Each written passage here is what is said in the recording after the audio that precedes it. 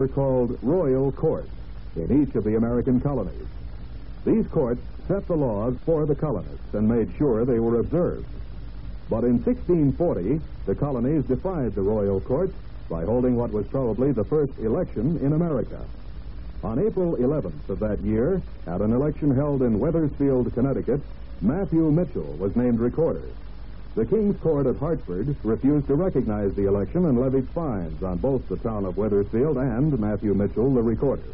Both refused to pay the fine. The American people, by recognizing the importance of free elections, had added another page to your political history.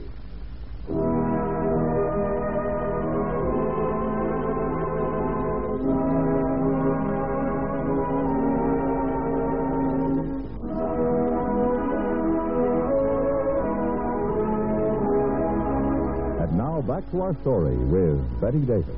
But Andrea did allow herself to be led to the tiny park. And when she and Cliff were seated together on a bench, she did have her cry out against his shoulder.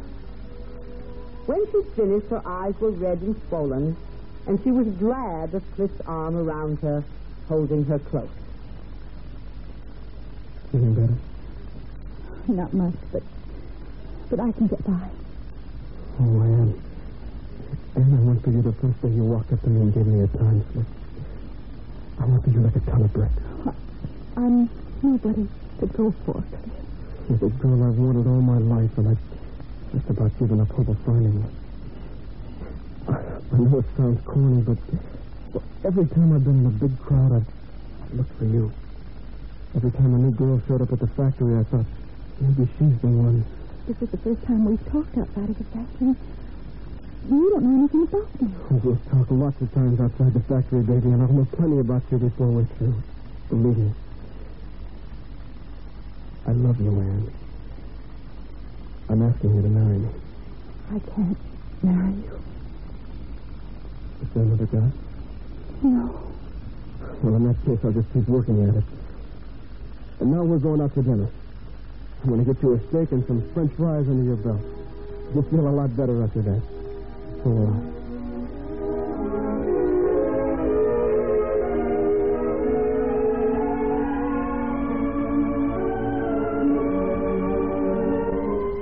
So Andrea started going steady with Cliff Hammond. She ate her lunches with him at the factory yard, or when they wanted to splurge in the company cafeteria. And after a while, when he kissed her, he momentarily forgot his sensuous mouth coming closer and closer to hers.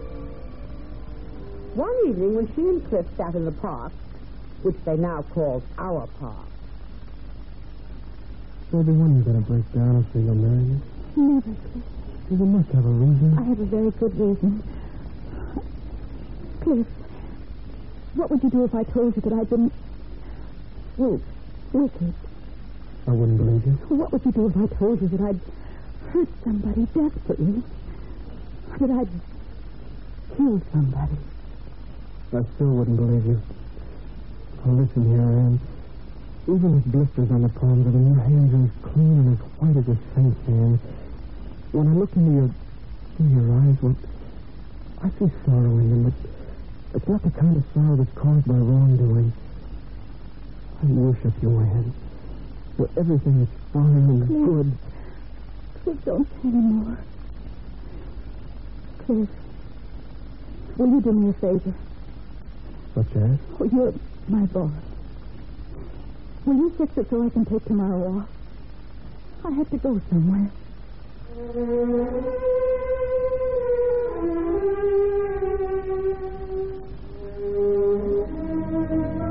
Andrea got off the bus in the terminal from which she'd started. She walked slowly uptown. There was a police station on West 54th Street. She'd lost her purse once and had reported it to the desk sergeant. It wasn't evening now. Broadway was unglamorous. It was dingy, definitely honky-tonk, without its necklace of lights. She saw a theater on a side street. Men were putting up a sign. She paused to read the sign. One for All, starring Madeline Ames. Supporting cast. I wonder who's playing the second lead. Well, I'll be the star of a little drama of my own, Jimmy. A Michael Truesdale production. I suppose they kept his name on the sign as a bold jest to his memory. After all, he'd done the preliminary work. He deserved it.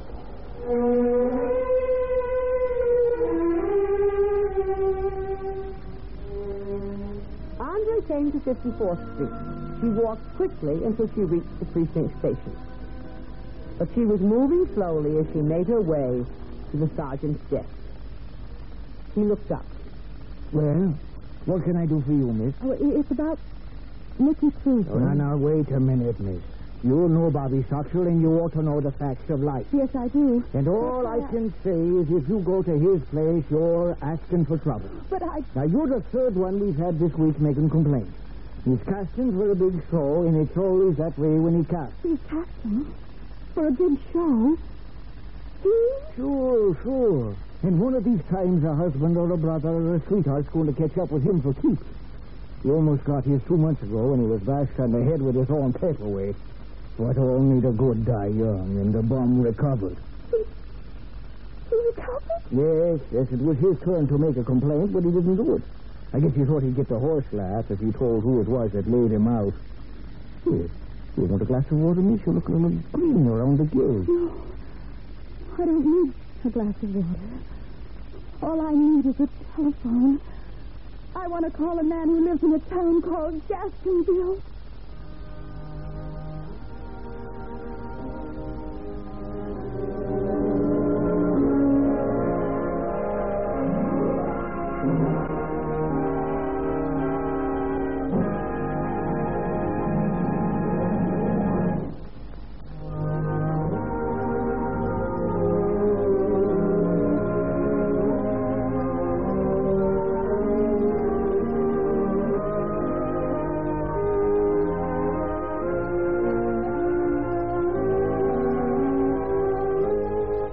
When a stone rolls off the conscience, all of life takes on a different color, and the whole world looks wonderful. Even Theater Street has a daytime city. You remember Edith Sage, the plump, peroxided woman who sat next to Andrea on the bus? Well, Edith came to the big town once a month because she felt the need for a change of environment.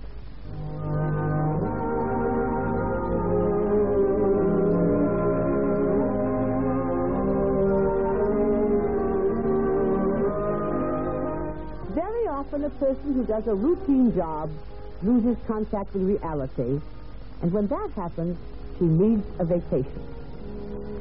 What did Edith Slade do when she took time out? Until then, this is Betty Davis saying goodbye from the Whispering Street.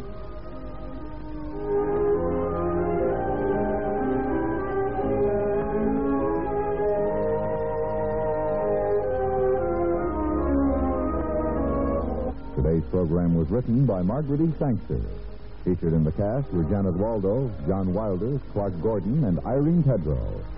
Whispering Street was directed by Gordon T. Hughes and produced by Ted Lloyd. Your announcer is George Walsh.